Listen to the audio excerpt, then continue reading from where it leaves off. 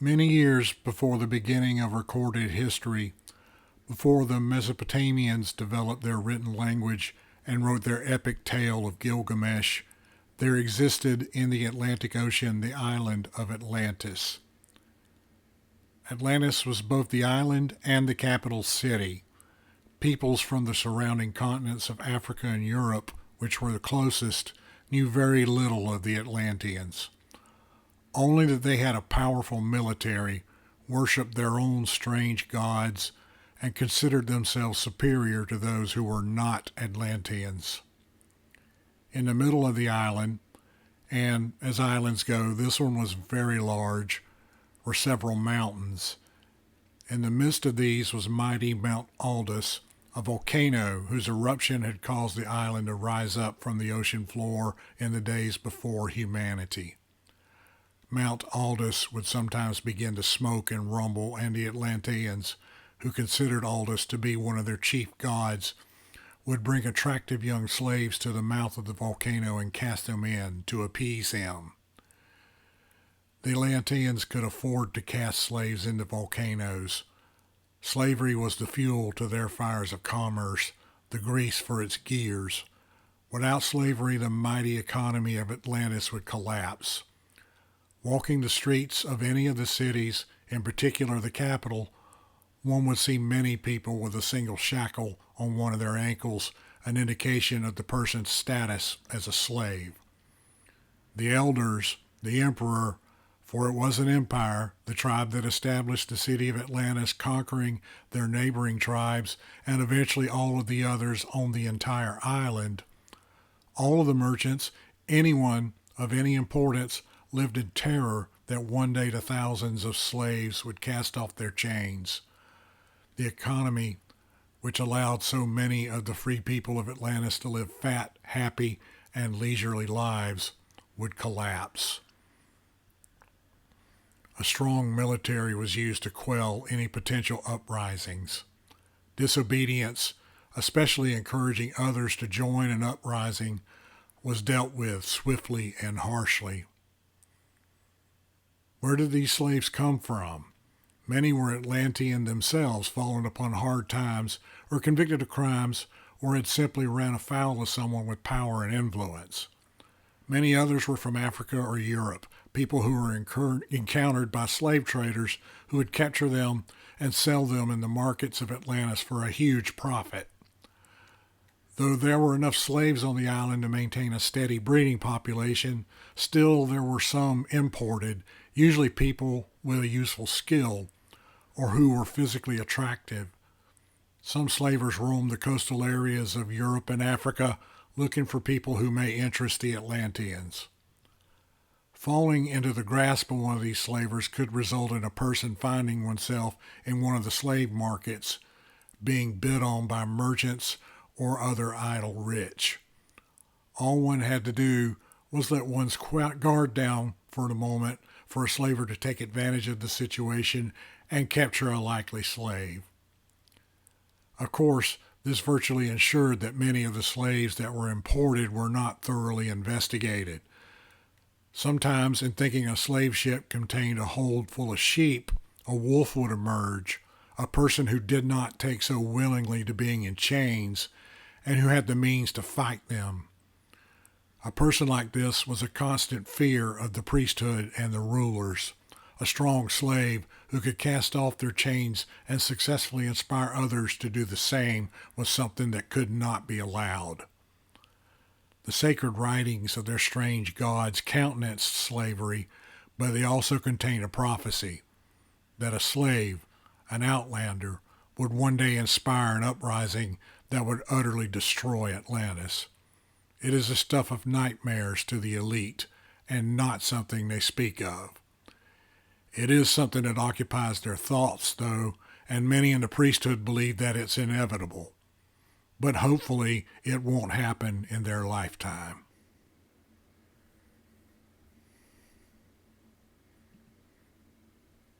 Near the middle of the capital city was the arena. It was a large building with no roof that could hold thousands of screaming spectators, and on a typical day it would be nearly full. This day, though, was different. Judgment was going to be meted out. Such proceedings are considered sacred, and only those who pass judgment or those upon whom judgment is to be passed are admitted.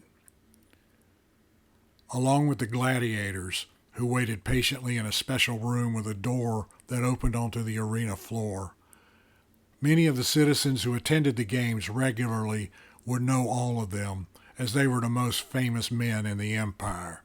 Some wore the slave's token shackle, others were freemen. Most of them sat on benches, casually holding their weapons, waiting to see if they will be called upon this day. The floor of the arena was covered with sand, which was encircled by a wall about twice the height of a man. Rows of benches began above the walls. Directly across the sand from the barred gate was the gate for the gladiators, was another gate, smaller, composed of bars. This one had a lock. In the small room behind the door was two women. One was young, in a delicate, expensive fabrics, bruises on her pale arms, weary terror on her face. Her skin was pale, her eyes brown. The other woman was a little older, taller, in a leather skirt and a simple cloth blouse. Where the first woman was pale, this one was darker, her mixed-race ancestry showing in her skin. The truly striking thing about her was her hair. Though she was 5 years short of 30, her hair was as white as snow, with patches and streaks of gray. Her eyes were a dark green, giving her face a mysterious, otherworldly look. Her own expression was a smirk with a trace of impatience. Both of them wore shackles, bound with links of chain on their wrists and ankles, not the token shackles worn by so many. On the other side of the door, looking in on the two women, were 5 men. One of these, short and stout, was wearing expensive clothes and jewelry as the magistrate. He was almost 60 years of age, and he regarded the two women with a scowl on his face. Standing next to him was the high priest. He was taller, older, with a long, carefully manicured beard. He held a staff and wore a tall cap on his head that was the symbol of his sacred office. Another man was an acolyte, barely 20 years of age, who wore the robes of the priesthood but not any indication of rank. The other two, who stood on either side of the magistrate, were bodyguards who carried cocked crossbows, short swords tucked into their belts. They wore leather armor with leather helms on their heads. One of the guards carried an iron ring loaded with keys on his belt. "So, barbarian," the magistrate said to the taller woman, "are you aware of why you're here today?" The woman regarded him, not bothering to hide her contempt. "I assume when you say barbarian, you are addressing me." "Indeed," the magistrate said. "I am here because I killed that pig, Jolinar." "You murdered him," the magistrate said. "I was defending someone from an assault perpetrated by him." "That would be Breda there, correct?" the magistrate asked, nodding towards the other woman. "Yes." "You are aware that you and Breda are both slaves belonging to the deceased, are you not, barbarian?" "My name is Solna, and I belong to no one." "The laws of our land say otherwise," the magistrate said. "The laws of your land are meaningless to me." The magistrate flinched as if she tried to slap him. "How did you come to be a slave, Solna?" he asked. "I was traveling in a distant land and became severely ill on the road. One of your slave traders found me, nursed me back to health, put these shackles on me, and sold me to Jolinar." "So, you owed the slave trader for his treatment of your illness, and the price Jolinar paid was for your recompense to him." "I didn't ask him to treat me. I was in a fevered state." How ill were you? The magistrate asked. Ill enough where I couldn't prevent him from putting these chains on me. The high priest finally spoke. Where did you come from, and what were you doing? He asked. I am from a land far to the north that has no name you would know. I was exploring and hiring myself out as a mercenary to pay my way. The priest chuckled. You, a mercenary? He asked. Aye, priest, Solna said. I thought of asking your people for employment. You always seem to be at war with someone. The priest sneered. When we employ mercenaries, we employ strong, experienced warriors, not women. He nearly spat the last word. I see, Solna said. The magistrate cleared his throat and spoke again. And shortly after Jolinar brought you to this estate, you witnessed him with Breda, and you murdered him using those very chains you wear now. I nearly took his fool head off when I strangled him. The priest gasped. You don't deny your guilt, he said. The magistrate put a calming hand on the outraged priest's shoulder. Jolinar was merely doing as he would with his personal property, he said to Solna. She was weeping and begging him to stop. Property or not, no one should do something like that to anyone, Solna said. Breda, do you have anything to add? The magistrate asked. No, my lord, Breda said in a quiet, frightened voice. She speaks the truth. The magistrate nodded and looked over at the priests. I think the laws of the gods have been satisfied, the priest said. Very well, the magistrate said to the priest before turning back to face the two women. I hereby sentence you to the choice. Choice? Solna asked. Breda sobbed, tears streaming down her cheeks. The priest spoke. You may be executed here, now, or you may attempt to fight your way through the gauntlet. Solna snorted. What is this gauntlet? 10 of our finest gladiators, the priest said. You will begin with one, and after the sands run through the glass, another will join him, then another, provided you are still alive. If I win, what do I get? Your freedom, the magistrate said. And by winning, you mean I must kill all of them, Solna said. Indeed, the magistrate said. Are you offering the same choice to Breda? Solna asked. Yes, the magistrate said. Solna turned to look at Breda, who was weeping silently, her face in her hands. She was no warrior. She turned back to face the magistrate. I have another suggestion.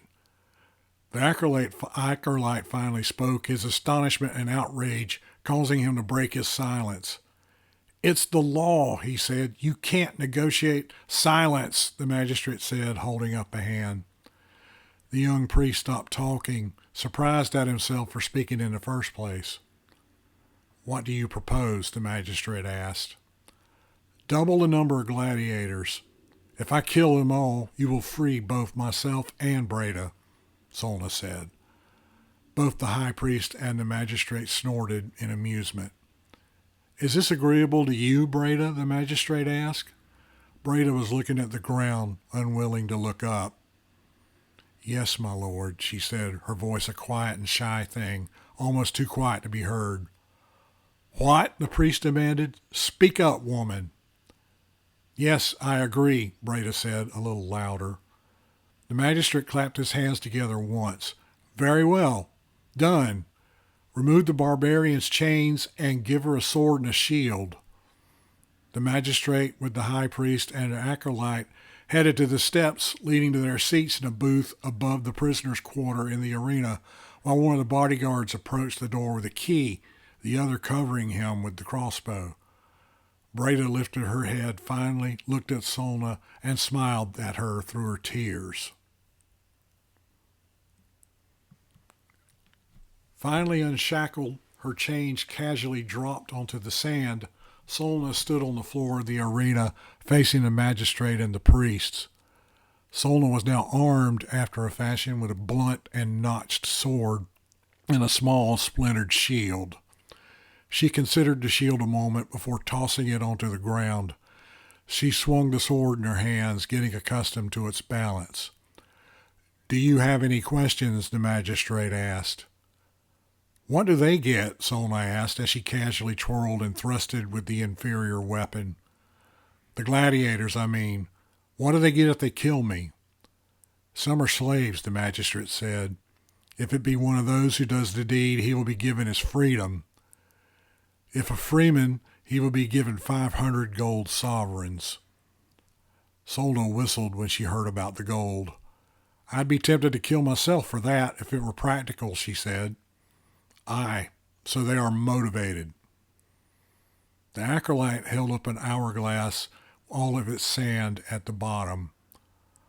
"Once the contest begins with the first man, you have until the sand runs out before another joins the fight." "And another, then another, then another. Let's get this started, shall we?" Solna said. The magistrate chuckled. "Very well. First man, begin." Solna turned as the door to the gladiators' quarters opened and her first opponent emerged.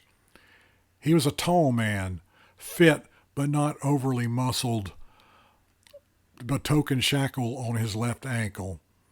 He wore a helm that protected his face with slits for his eyes. His armor was leather, and short sword was sharp and well maintained, his shield made of new wood bound with iron. He stood in place a moment regarding Solna. Then, with a shout, he charged her. Gladiators were trained to fight with a flashy style that pleased the crowds, but was also wasteful as far as energy and motion are concerned. Solna's own style was less showy, but more efficient. In battle, there were no crowds to please, with only death waiting for those who let down their guard. She waited for the man and parried his first attack with her blunt, dull blade. They traded riposte and parries for a moment before Solna avoided an attack and dove inside her opponent's reach, stabbing him brutally in his side as she slipped by. The bluntness of the blade made its entry into his guts that much more painful.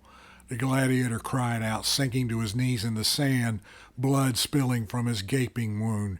He turned and faced her a moment before falling face first onto the sand. Solna tossed her sword onto the sand and picked up the man's weapon, hefting it, looking it over and smiling grimly as she tested its balance and its edge. She held her new blade and turned to face the magistrate and the priests. There was still some sand left in the hourglass. "That's one," she said. 19 more, the magistrate said, smiling.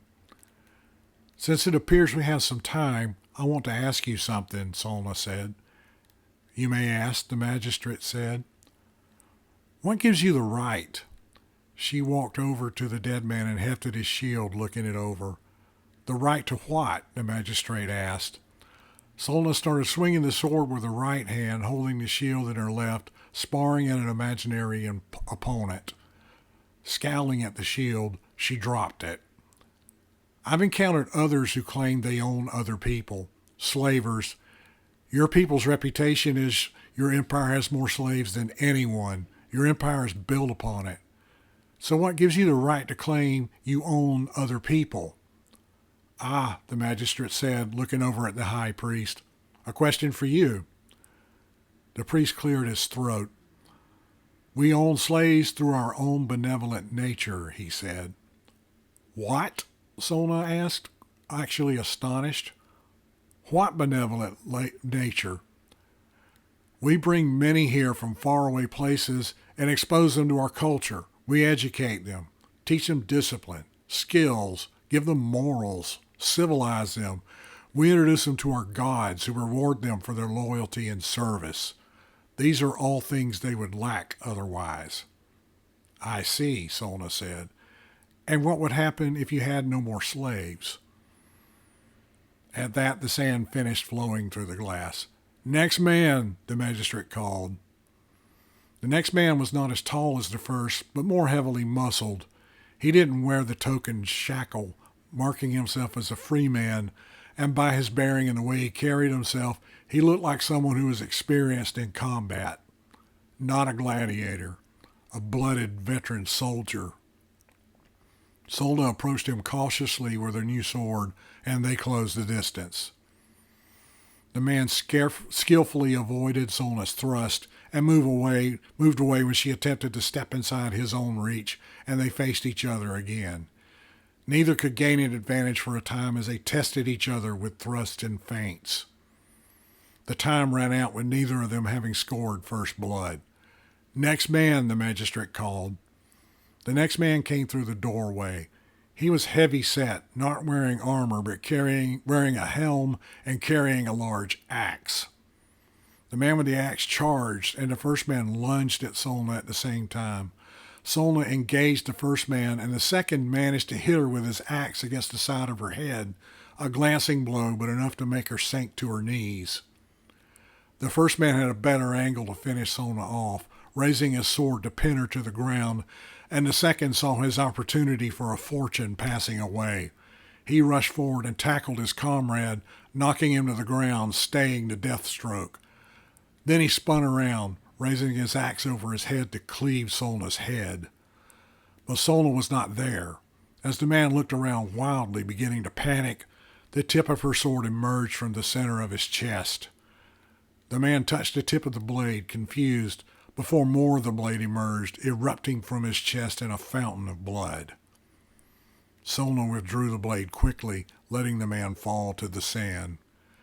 The other man took that opportunity to attack, as she knew he would, and she spun around and lopped the man's hand off before stabbing him in the chest, killing him so quickly that he made no sound at all. Solna picked up the man's sword, inspecting it, and then twirled both of them, testing their weight, skillfully getting acquainted with their combined heft and balance. The time ran out. "Next man," the magistrate called. The next man emerged. This one carried a net and a trident, and he carefully advanced cautiously towards Solna, having observed the fates of his comrades. The high priest leaned over to mutter in the magistrate's ear. "We may have a problem," he said. "What?" the magistrate asked. "What if she survives?" "She won't."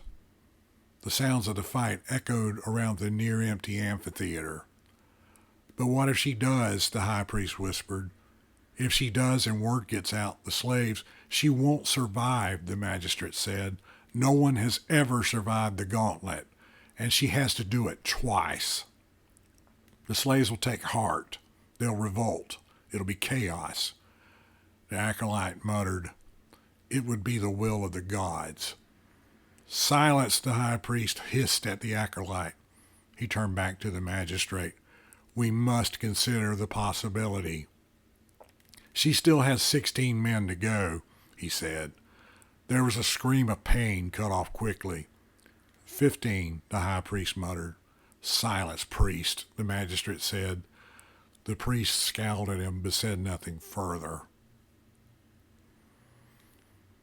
Solna became a whirling, stabbing avatar of death itself. Both of her swords were bloody, as was she, though most of the blood was not hers. A few of her foes had managed to get through, though. She had a few cuts on her dark flesh, and she had been struck in the head and pummeled with a sword hilt by one of her opponents, in addition to the earlier blow against her head from the axe earlier, and she had a noticeable limp, but none had done her serious injury.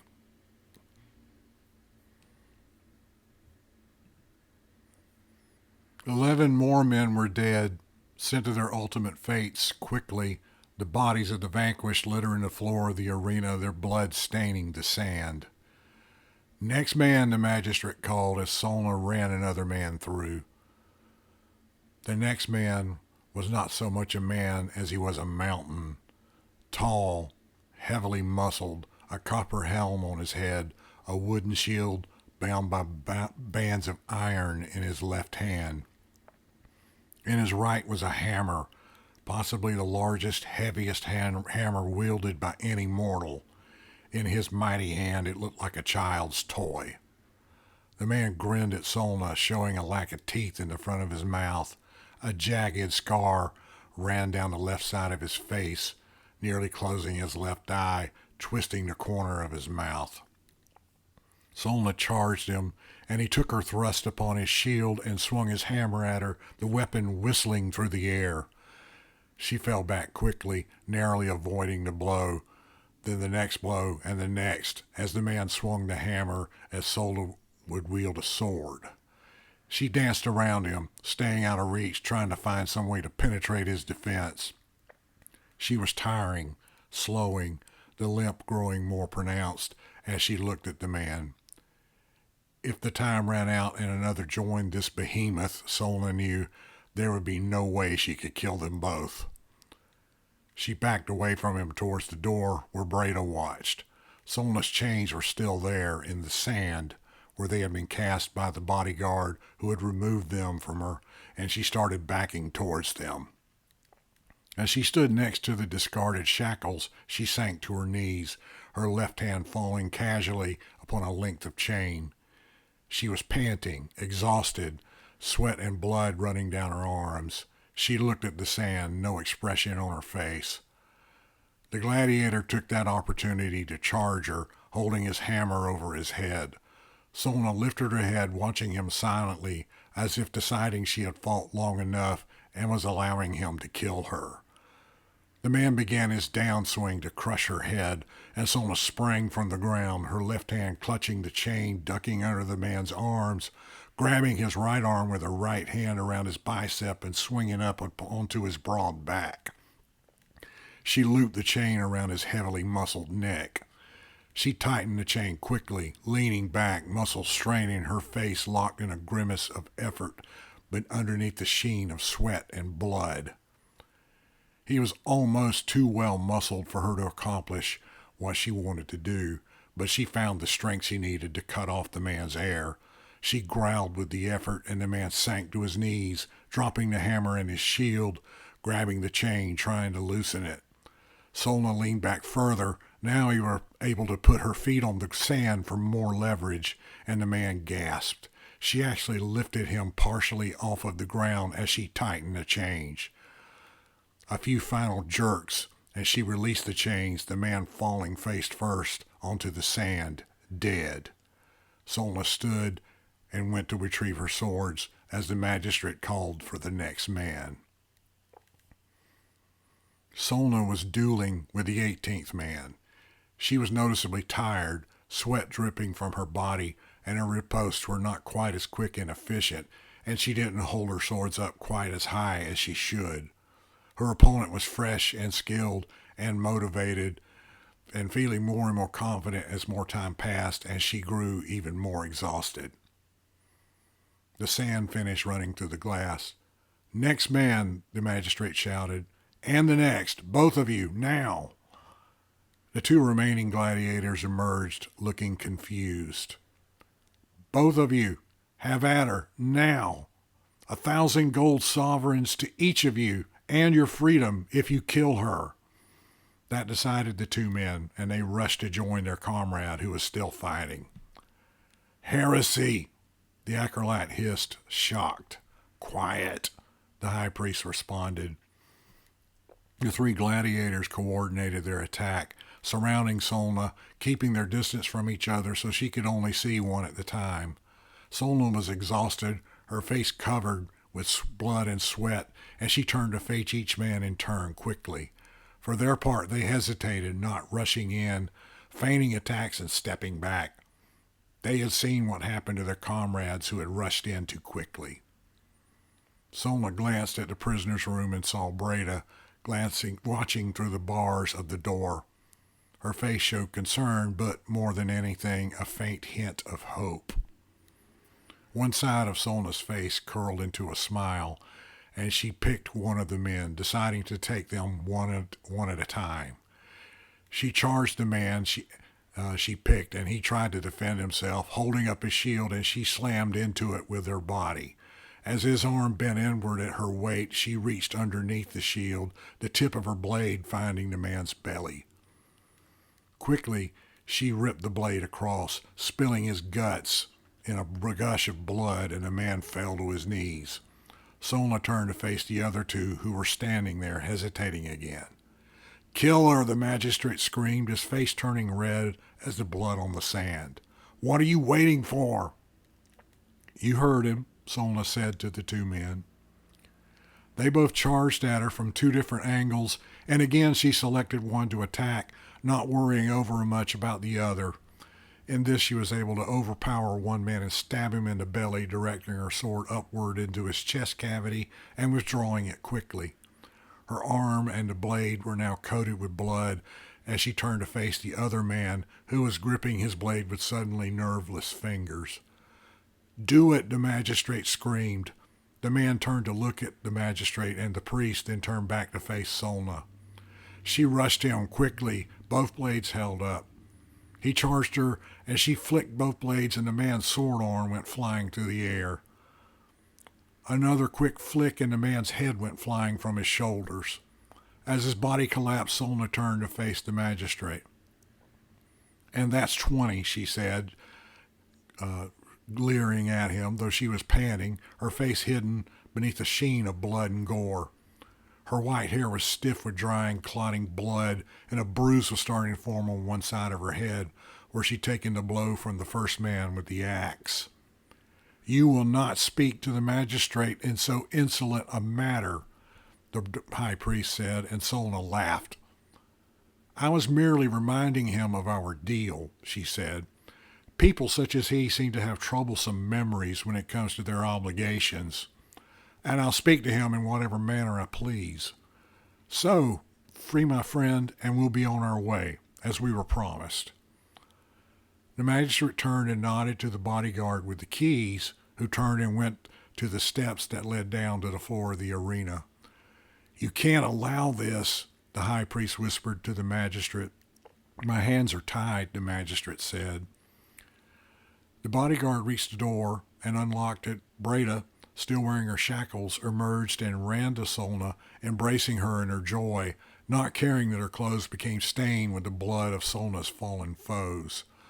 Solna embraced her as well, with one arm, the other one still holding a sword, ready for trouble always. The guard began unlocking Breda's shackles. The high priest held up a hand. "Wait," he said. The bodyguard stopped unlocking the shackles. "What are you doing?" the magistrate whispered. "I have an idea," the high priest whispered back. Breda turned to face the magistrate, her shackles still fixed. "Going to back out of our deal?" Solna asked. "Breda, my dear, what if I took you into my own household?" the priest asked. "I'm sorry, my lord?" Breda asked. "You would have a position of authority and esteem," the priest said. "But she'll still be a slave," Solna added. "Yes, but one with a great deal of latitude to choose her own role in a comfortable, wealthy estate." "And what price will you ask of her to accept this role?" Solna asked. "Price?" the priest replied. "There's always a price," Solna said. The priest sighed, ignoring the outraged, disappointed look from the acolyte standing next to him. "Very well," the priest said. "Breda, my price is you will never speak of the events of this day to anyone, ever. Surely that's not such a high price to pay for the ease and privilege you will enjoy." Breda appeared to be considering it. "Breda," Solna asked, "don't sell your freedom to this creature. Come with me and be free." Breda turned to her. "And where will we go with this freedom? How will we find food? How will we make our way in the world?" "I've always found a way. You will too," Solna said. "Many of these things you feel you need are simply more chains to bind you." "I have always been a slave," Breda said. She turned back to face the high priest. "I accept your terms, my lord," she said. The priest clapped his hands once. "Excellent," he said. Solna scowled at Breda. 10 men have died here for nothing then," she said. "I'm still alive," Breda said. "No, you're not. You were dead before I ever even met you." She turned to the magistrate. "And what of me?" she asked. The magistrate held up a cloth bag bound with a string that jingled with the sound of coins and tossed it to Solna, who caught it and hefted it, judging the weight with an expert precision. Go to the docks. There's enough coin there for you to book passage on a ship to take you wherever you want to go. Take it and leave and trouble us no more. She'll still talk, the high priest muttered. She's a barbarian, an outlander. No one will believe her, the magistrate said. Solna held the bag still, hefting it, holding one of her swords with the other. She looked at the magistrate. I could have this blade in you before your bodyguards could do anything about it, magistrate. Your injured leg would slow you, and they would still kill you in any case. I doubt it, Solna said, and you would still be dead in any case. Enough, the magistrate said. Leave us and never return, wretched woman. Solna sneered at him. I'll leave, she said, but one day I will return with an army at my back. And on that day I will take everything you love and leave you with nothing. Not your wealth, not your family, not your life. She glanced at Breda, who wouldn't return her gaze. Whatever, the magistrate said, just depart. Very well, Solna said, turning and limping for the door to the arena. When she reached it, she stopped and turned back to face them again. I'll see you all again, soon, she said before turning and leaving the arena. Breda went to the steps that led up to the booth to meet her new master. We have allowed a lion in our midst, the acolyte whispered. We have fueled it with an undying hatred. We've disobeyed and ignored the laws of our gods. There will be a price to be paid, a high, dear price. Our world will be changed forever. Silence, the high priest muttered to him, but there was doubt in his tone. A few hours later, as Solna's ship departed, Mount Aldous, silent for many years, rumbled and belched a plume of thick, dark smoke. Hello, this is J. Franklin Evans. Thank you for listening to this episode of Stories That Suck. Did this story suck? Let me know.